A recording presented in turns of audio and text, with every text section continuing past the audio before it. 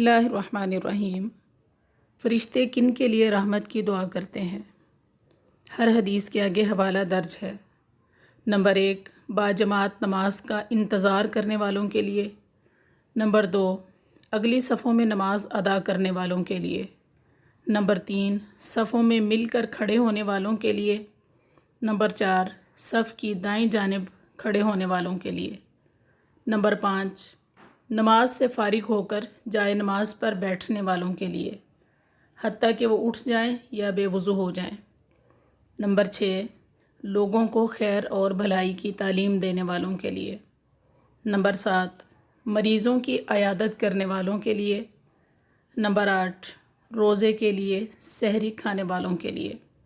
Number 9، نبی صلی اللہ علیہ وسلم پر درود بھیجنے والوں کے لیے۔